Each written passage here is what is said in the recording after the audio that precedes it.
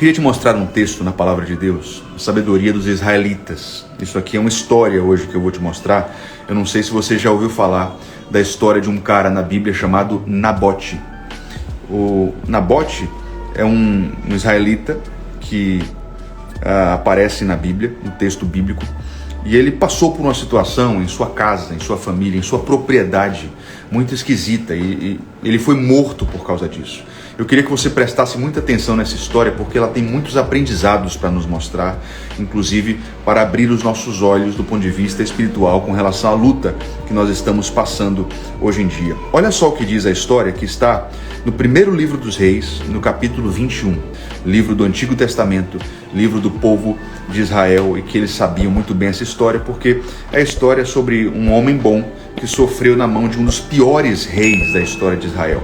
E o texto diz assim: Nabote tinha uma vinha nos subúrbios da cidade, perto dos palácios do rei Acabe, rei de Samaria. Então nós estamos falando do reino de Israel, o reino do norte. Ele estava sendo governado por um dos piores reis da história, chamado Acabe.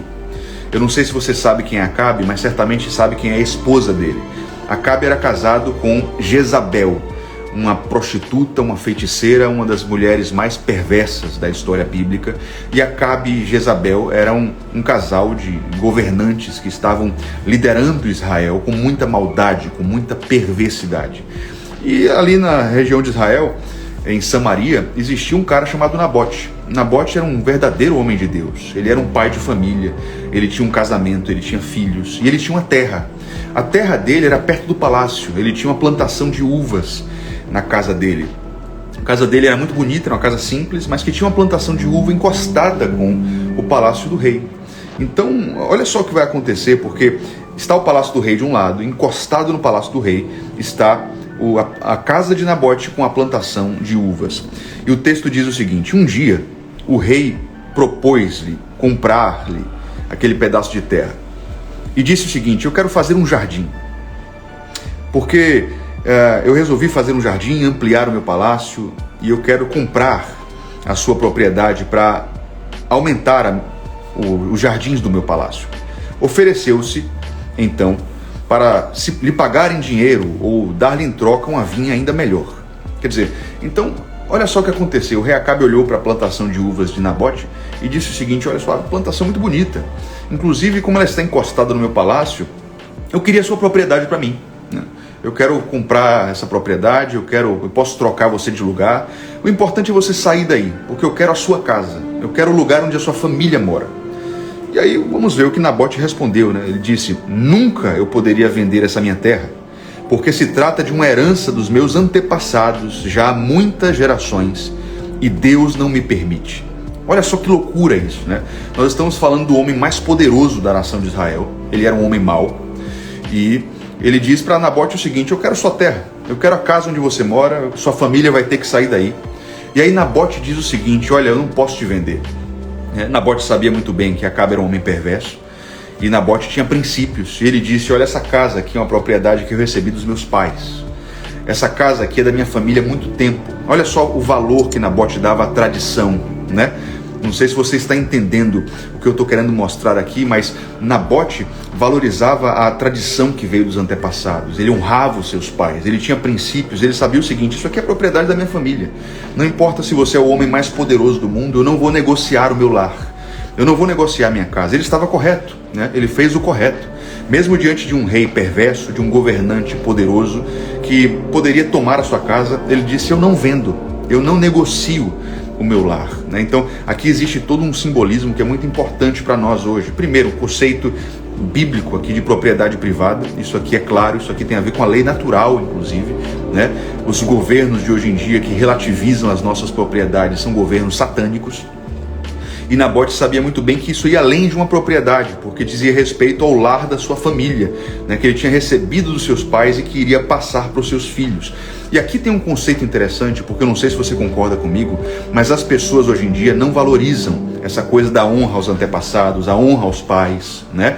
Eu conheço muita gente que despreza os pais. Eu tive um amigo certa vez, olha só que loucura isso aqui, gente. Tive um amigo certa vez que ele era engenheiro, e ele tinha feito, eu acho que ProUni, tinha feito algumas viagens para a Europa com com um subsídio governamental. E certa vez ele me disse uma coisa que me marcou para sempre. Ele disse o seguinte: eu sou mais grato ao governo, eu devo mais gratidão ao governo do que a meus pais. Eu não tenho gratidão nenhuma a meu pai. Eu não valorizo meu pai. Eu devo gratidão ao governo que me deu uma faculdade e me permitiu viajar. Caramba, eu lembro na época ele tinha um salário ridículo, não, tinha uma vida extremamente apertada, pagava impostos pra caramba nessa loucura que é a nossa nação brasileira nesse sentido. E ele disse isso com todas as letras: eu valorizo, eu honro mais o governo do que os meus pais, eu sou mais grato ao governo do que os meus pais. Olha que tempo maluco que nós estamos vivendo, né, gente? É um absurdo como as pessoas desprezam o sacrifício dos pais que se sacrificaram para cuidar de você, se sacrificaram para perder noites te criando e passando valores e mostrando para você o caminho correto, né? Quantos são gratos aqui aos pais? Eu não sei qual é a referência que você tem em casa, mas, poxa, eu sou grato demais aos meus pais, ainda mais depois que eu tenho meus filhos. Hoje eu tenho 3. Eu vejo quantos pais e as mães se empenham e abdicam de certas coisas. A abnegação é muito gigantesca para você criar um ser humano, né? E Nabote era um cara diferente. Ele disse: eu não vendo, isso aqui é da nossa família, eu recebi de meus pais, eu vou passar adiante, eu valorizo a minha casa, eu valorizo o meu lar. Então Acabe ficou decepcionado, foi para casa abatido e não queria comer nada. E quando chegou em casa, a esposa dele perguntou: que desgosto é esse que você tem no seu rosto? Você não quer nem comer? E aí Acabe disse para Jezabel, sua esposa: eu pedi a Nabote que ele vendesse a vinha ou que desse em troca de outra, ele recusou. E aí olha só que maligna essa Jezabel, porque ela vira para o marido e diz: afinal, você é ou não é o rei de Israel? Trata de levantar e andar normalmente, porque eu me ocuparei desse assunto, eu vou conseguir essa vinha para você. Então, eu não vou ler tudo aqui porque o texto é gigante, mas eu vou te contar a história, porque Jezabel, então, ela faz um plano, ela arquiteta um plano, e no final das contas ela monta uma espécie de julgamento clandestino, e ela arma um arapuca para Nabote e consegue acusá-lo injustamente de ter cometido crimes. E no final das contas, apesar de toda a luta, Nabote é levado para fora da cidade, apedrejado, e a sua vinha é tomada por aqueles governantes malditos, né? Essa história é muito triste.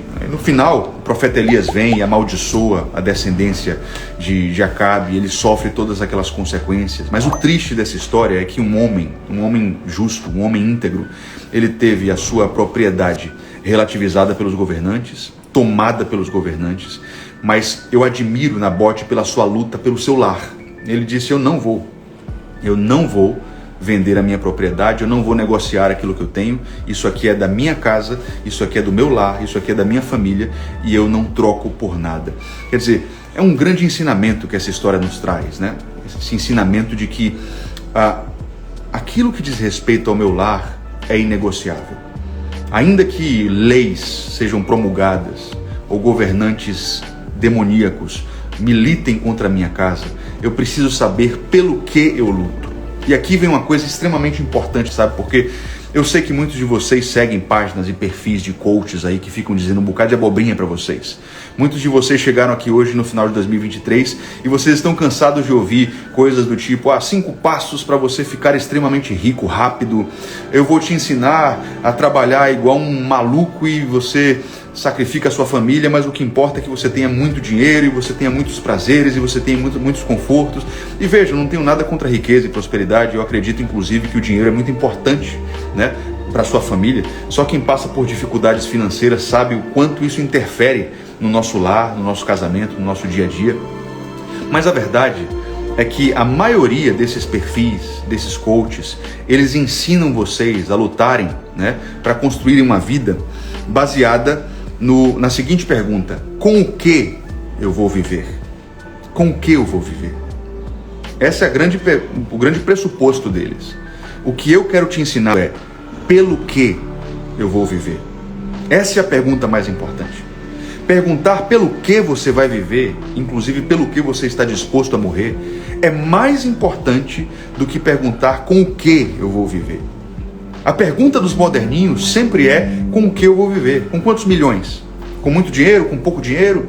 Com conforto? A casa dos sonhos? O carro dos sonhos? né? Isso tudo é com o que eu vou viver, né? Com o que eu vou viver. Mas o foco é pelo que você deve viver. Talvez você hoje tenha sonhos de se tornar rico, de ter uma vida luxuosa, de ter uma vida de confortos, mas eu queria olhar nos seus olhos e te dizer que nada disso é mais importante do que uma família em paz. Nenhum sucesso profissional compensa um fracasso no lar. Ouça o que eu estou dizendo.